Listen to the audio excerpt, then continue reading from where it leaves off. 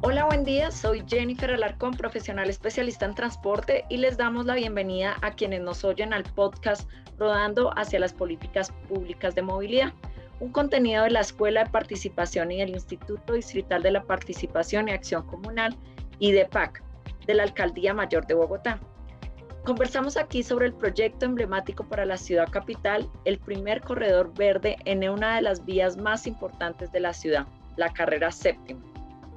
El proyecto es un claro ejemplo para la consecución y logro de políticas públicas de movilidad en la búsqueda de alineamientos seguros, accesibles y sostenibles de movilidad con los que se espera dar la importancia requerida a la participación ciudadana y, por supuesto, mejorar la calidad de vida de los ciudadanos. Tenemos el gusto de presentarles a David Uniman, asesor de despacho de movilidad de la Secretaría Distrital de Movilidad, encargado de este proyecto desde esta entidad. Bienvenido, David. Gracias, hola, un saludo a todos, un gusto estar aquí. El gusto es para nosotros. Quisiéramos arrancar con la siguiente pregunta. ¿En qué consiste el proyecto Séptima Verde? Bueno, el Corredor Verde es un concepto de proyecto urbano que une varias cosas que antes se hacían, yo creo que de forma separada, o se hacían énfasis en aspectos muy diferentes a lo que se busca ahora. Entonces, un poco, yo diría que como que el génesis de la idea de Corredor Verde es tener un proyecto que al tiempo logre balancear tres paticas, tres como grandes objetivos. Entonces, un objetivo muy importante es el de movilidad sostenible. Entonces, en movilidad sostenible, un poco, pues uno de los como requisitos para que el corredor en verdad sea verde es que en la mayor cantidad posible todos los viajes que se hagan sean cero emisiones y sean viajes limpios y sostenibles. Es decir, que sean viajes o en modos eléctricos si son motorizados o preferiblemente no motorizados como la bicicleta o incluso caminando. Una segunda pata que tiene un corredor verde, que es muy importante y que creo que es uno de los diferenciadores claves con proyectos anteriores de transporte masivo, es el crear un lugar. Y el tema del lugar lo digo entre comillas porque pues tiene unas connotaciones más arquitectónicas y urbanísticas, pero básicamente lo que eso significa es que cuando uno crea un lugar, uno lo que hace es que crea espacio público con sentido y con significado para las personas que lo usan. Y para lograr eso, no basta solamente con aumentar la cantidad de espacio público y no basta solamente con crear metros cuadrados y metros cuadrados, sino que ese espacio público tiene que tener una relación con la identidad de la gente que lo utiliza, con las características urbanas del barrio que lo rodea y por supuesto tener un propósito, tener como una misión, ya sea cívica, de espacio cultural, de espacio de permanencia, de espacio de circulación, de nodo modal, de un hub de transporte. En fin, hay muchos diferentes usos que puede adquirir un espacio público, pero la idea es que, pues que dentro del proyecto del Corredor Verde, el espacio público adquiera como un poco esa característica deliberada de un carácter, no que simplemente sea como un elemento pasivo. Y en la tercera patica, que es súper importante para que el corredor verde sea verde, es que tenga un diseño ecológico y que esté integrado ambientalmente con el entorno. Entonces, esto tiene varias vertientes, pero principalmente lo que se busca es que dentro de los diseños mismos, los elementos verdes y azules estén ya incorporados y pensados desde el inicio, es decir, que no sea como una segunda o tercera o cuarta etapa, que primero se diseña el proyecto y luego sí, como dicen coloquialmente, la ñapita sea sumar árboles. No, el punto es que desde la concepción de ese proyecto, de ese espacio público y de esa movilidad sostenible, que los elementos verdes, como por ejemplo un arbolado urbano con especies nativas, que hayan biotopos, que hayan drenajes sostenibles, posiblemente jardines verticales, que todos estos elementos verdes, incluso los azules, que tiene que ver con la conexión con los cerros a través de los ríos que conectan el oriente y occidente de Bogotá, que todo eso sea parte del diseño desde su concepción. Y entonces, al integrar todos estos tres elementos, lo que obtenemos es un proyecto que no se trata de como siempre o convencionalmente se ha hecho, que es un proyecto o de crear un parque o de crear un sistema de transporte que sea como un tubo que mueva a las personas, sino de crear verdaderamente un carácter diferenciado en un corredor. Es decir, que uno cuando llega al corredor tiene opciones tanto de moverse como de permanecer. Y que cuando se mueve de forma limpia y de forma cómoda. Y cuando permanece de una forma segura y agradable.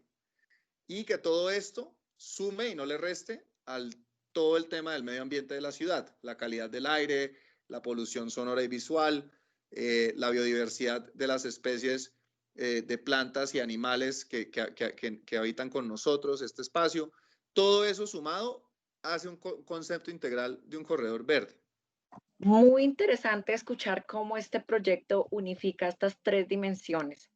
Ahora, cuéntanos, ¿cómo se enmarca el proyecto dentro de las políticas públicas de movilidad? Bueno, pues si nos enfocamos como solamente en la parte de movilidad, que como decías, como una de las tres paticas, lo cierto es que, pues, que corresponde muy fuertemente con toda una visión de una red de movilidad mucho más grande. Entonces, uno tiene que sentarse a analizar un poco, por ejemplo, el borde oriental de la ciudad. Entonces, en el borde oriental de la ciudad hay una cantidad de proyectos que están avanzando, que incluyen, por ejemplo, la primera línea del metro, que obviamente va a pasar por la Caracas hasta la 72. Incluyen la troncal de la 68, que sube y conecta hasta la séptima por la calle 100. Incluyen proyectos que están en estudios más exploratorios y que son de carácter regional, como el Corredor Férreo Norte. Hay otros que ya están avanzando, que son de carácter regional, como el Regiotram de Occidente, que llega hasta la 26. Hay otros proyectos como por ejemplo la Cicloalameda Medio Milenio, que conecta desde el portal El Tunal hasta la calle 170, que conecta norte-sur a los ciclistas de la ciudad. Y pues por supuesto están los cables, el de Usaquén, y ahora hoy, como se anunció en la presentación del Corredor Verde, un cable en el centro de la ciudad. Entonces, todos estos proyectos delimitan y enmarcan un poco el entorno y el contexto de movilidad dentro del cual se desenvuelve el Corredor Verde. Entonces, ahí entra el Corredor Verde a hacer la conexión súper importante que por 20 años, un poquito más, se ha planeado un corredor de transporte masivo en la séptima, desde la calle 200 y ahora hasta la 26, conectando con la troncal de la décima, con la calle séptima peatonal. Entonces, el corredor verde hace parte de esta red como de una forma estática, sino que en el tiempo hay que tener en cuenta que cada uno de estos proyectos que acabo de mencionar va a ir llegando en un momento diferente y en un año diferente. Entonces, parte de la estrategia de movilidad es planear en qué momento van llegando qué proyectos para que la ciudad pueda mantener su operación andando y pueda mantener la movilidad en el borde oriental y al tiempo mantener frentes de obra abiertos. Entonces, el corredor verde, también uno de los requisitos que nos hemos puesto es que esté listo para el 2025, justamente para que pueda dar manejo a mucha de la demanda del borde oriental mientras se concluye la construcción, por ejemplo, de la primera línea del metro, que va a tener la Caracas en construcción varios años, o la 68. Entonces, un poco el corredor verde lo que hace es que nutre esa red, nutre las posibilidades para conectar esos orígenes destinos y lo hace de una forma, yo diría que en términos de tiempo, adecuada, es decir, está pensada como para ser parte de esas fases de implementación de todos estos proyectos. Bueno, sabemos que este proyecto ha tenido el tema de la participación ciudadana como uno de sus pilares más importantes. Sí. Queremos saber qué impacto tiene la participación ciudadana dentro de la estructuración y consecución de este proyecto en la búsqueda de la dimensión de movilidad sostenible. Pues la participación sí es una parte clave. Ahí hemos hecho un proceso muy robusto con los diferentes actores, incluyendo el IDU, pero también el IDEPAC. Y ahí un poco la estrategia era como en dos tiempos. Entonces, en una primera etapa que ya pasó, que acaba de terminar, lo que se buscó fue abrir un poco la consulta a la ciudadanía, de preguntarles qué quieren en el corredor verde. Y para ellos, ¿qué es un corredor verde? Y en esos ejercicios se realizaron una cantidad de mesas de trabajo de diferentes formatos. Creo que el número es 50.000 personas participaron, lo cual es gigantesco. Y esas 50.000 recibimos 7.000 propuestas de diseño a través de una herramienta muy amigable y muy chévere que se llama Street Mix, en donde la gente tenía la oportunidad de presentar su propuesta de configuración de la vía y cómo ellos redistribuirían el espacio público escaso que tenemos en espacio para transporte público, espacio para caminar, espacio para bicicletas y espacio de permanencia, espacio para carros. Y entonces con todas esas propuestas en mano, pues logramos empezar a encontrar una cantidad de patrones de cosas que la gente pedía. Entonces la gente, por ejemplo, interesantemente en esa primera ronda, pedía más buses eléctricos de lo que pidieron, por ejemplo, un tranvía. O la gente pidió mucho más temas de arborización y espacio público de lo que se preocupaban por movilidad. Incluso si uno mira el tema de movilidad y lo abre por sectores, en la parte norte del corredor la gente estaba más preocupada por tener un transporte de alta capacidad, mientras que en la parte más hacia el sur la gente estaba preocupada más por tener espacio público.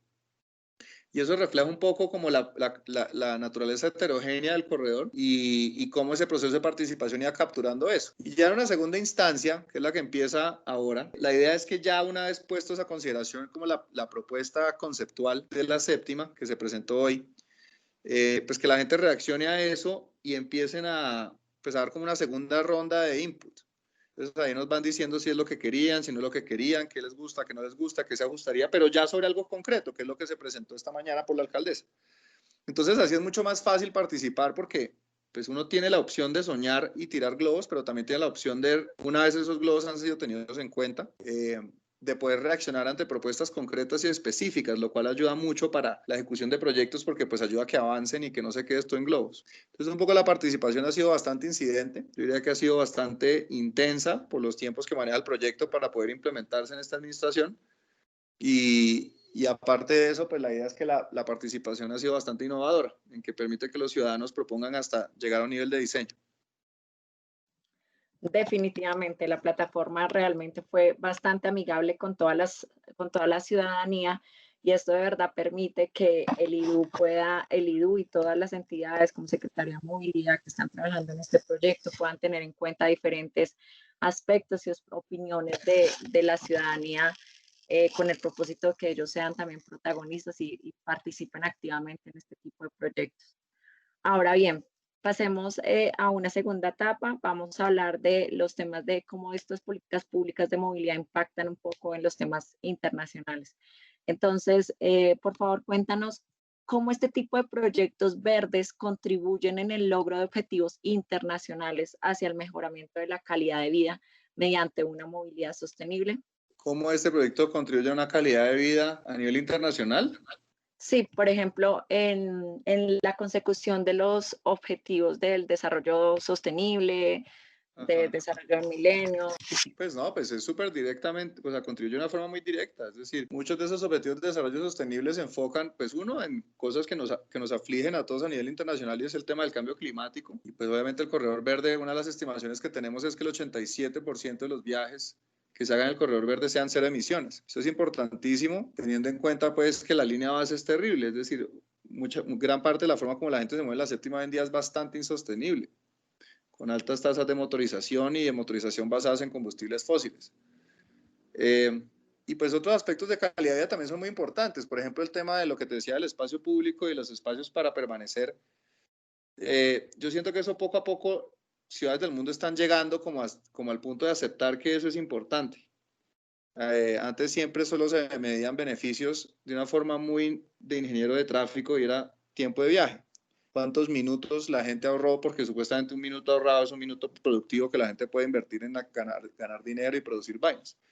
Pero hay una concepción, yo creo que es mucho más escandinava ahora, y es de que la calidad de vida no se deriva de solamente ahorrar tiempo, sino de cómo uno invierte el tiempo que uno tiene. Entonces, ahí es donde viene la importancia de tener plazas. Por ejemplo, en este proyecto del Corredor Verde van a haber 16 plazas públicas nuevas.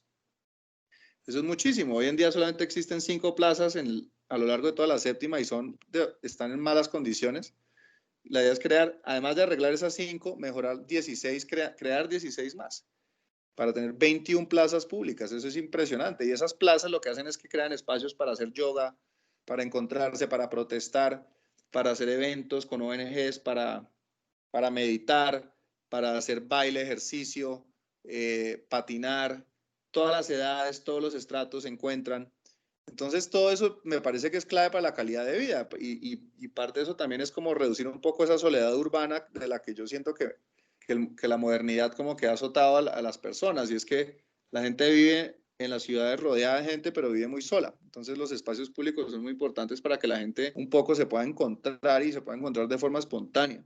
Entonces, para mí esto incide directamente en mucho como en temas de calidad de vida y por supuesto, pues en temas globales como cambio climático, que creo que es importante. Definitivamente. Bueno, si pudieras destacar alguna buena práctica internacional de movilidad para traer al proyecto de Séptima Verde, ¿cómo te lo imaginarías? ¿Qué podrías traer a este proyecto?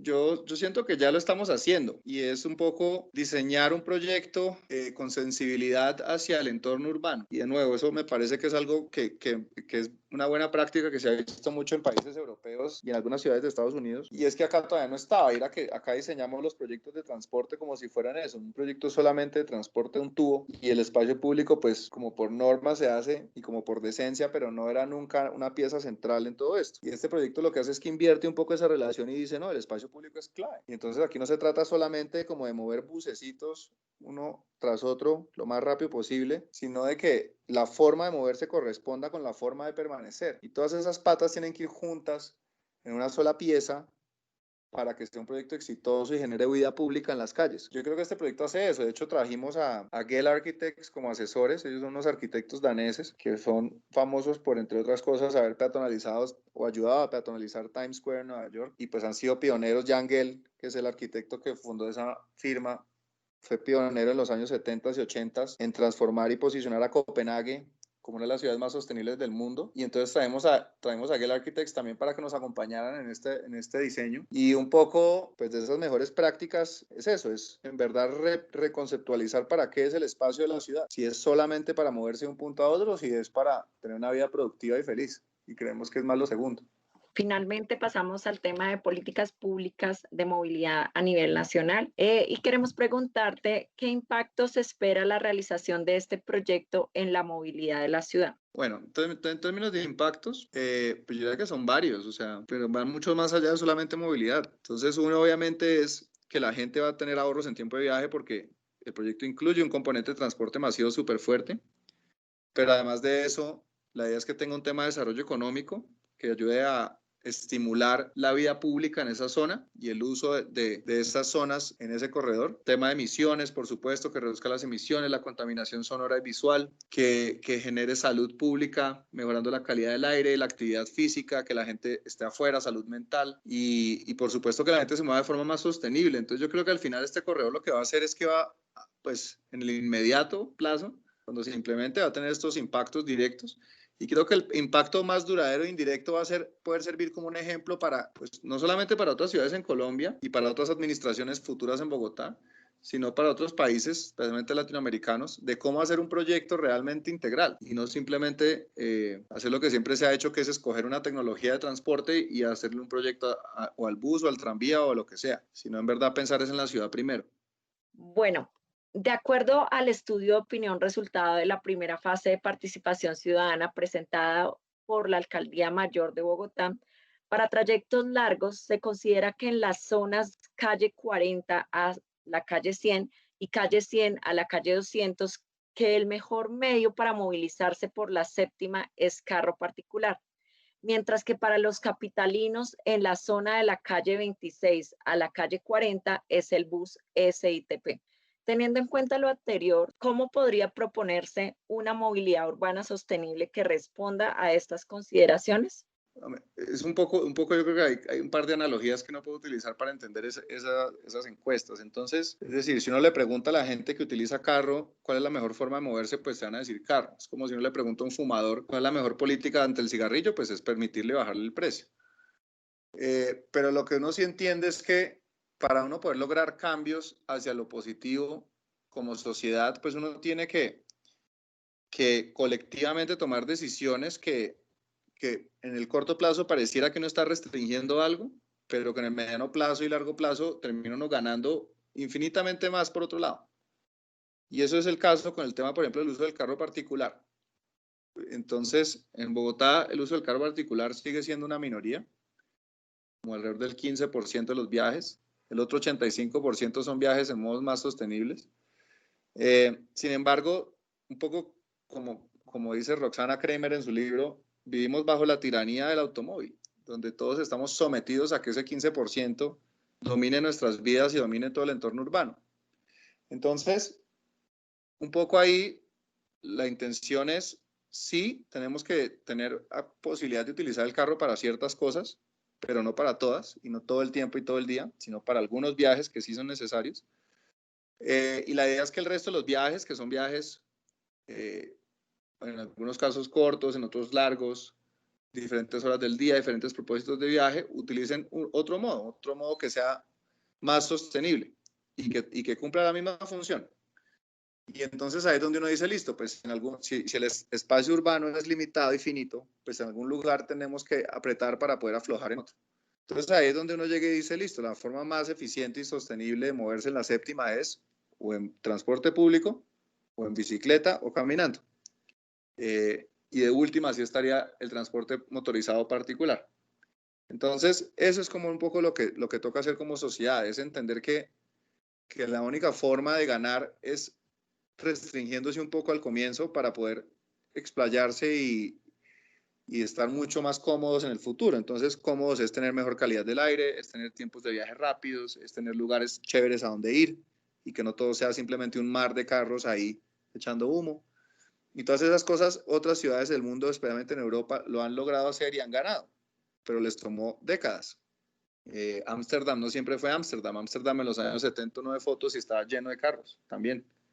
Pero tomaron decisiones difíciles como sociedad donde dijeron esto no es lo que queremos. Y a partir de ahí fue que 40 años, 50 años después podemos disfrutar una de las ciudades más deliciosas del mundo para caminar, para andar en bicicleta y transporte público. Y eso es lo que un poco Bogotá necesita hacer. Y ahí estamos haciendo. Bueno, vamos a hablar finalmente de la perspectiva de estos proyectos en movilidad sostenible. Sé que ya en una pregunta anterior nos hablaste al respecto, pero queremos como conclusión que nos cuentes cuál es la perspectiva de movilidad en términos de proyectos y planes para la ciudad. ¿Qué se espera tener para los próximos años para la ciudad capital? Bueno, yo creo que como un par de cosas claves para tener en el radar de movilidad en los próximos años son obviamente el corredor verde de la séptima. Yo diría que la cicloalameda medio milenio también va a ser un proyecto impactante y transformador. Eso va a poner la primera cicloautopista de Latinoamérica en implementación, que son 25 kilómetros. Los cables, por supuesto, van a, yo creo que ser transformadores, especialmente el que se anunció hoy del centro, que va a ser un cable entre turístico y de transporte, un poco como hacen, por ejemplo, en Medellín con el cable del Parque Arví. Y hay otros proyectos súper importantes, por ejemplo, el de bicicletas públicas que se está gestando, todo el trabajo yo diría que de movilidad inteligente. Hay, por ejemplo, un tema de laboratorio de experimentación en la Secretaría de Movilidad que se llama el Movilab, lo súper recomiendo. Está trabajando con una cantidad de actores privados y de startups para generar soluciones de movilidad a partir del uso de datos. Hay un proyecto de ciclologística súper bonito que está trabajando la alcaldía con el Banco Mundial, donde la idea es que se entregue en unas zonas piloto la carga urbana en bicicletas eléctrico asistidas en vez de camiones diésel, y eso ya de hecho va a empezar muy pronto el piloto. Entonces hay una cantidad de proyectos súper interesantes que se están desarrollando y yo creo que todos apuntan hacia lo mismo, y es a realmente innovar y realmente hacer las cosas diferentes como se han hecho siempre, porque como se han hecho hasta ahora no han sido lo suficientemente fuertes y ambiciosas, dadas las crisis ambientales y de movilidad que tenemos. Entonces, yo creo que lo chévere es que en estos años vamos a ver unas apuestas muy ambiciosas, y si como sociedad tenemos la disciplina y el deseo de sacarlas adelante, creo que vamos a ver una Bogotá bastante transformada en unos 5 o 10 años. Súper interesante todo lo que nos cuenta de lo que en los próximos años se espera tener para Bogotá. Agradecemos a David por la participación en la realización de este podcast y a quienes nos escuchan. Los invitamos a ser parte de este y otros proyectos con amplias ventanas de participación. Feliz día para todos. Hasta luego. Muchas gracias a todos y ojalá que sigan participando en el proyecto del Corredor Verde.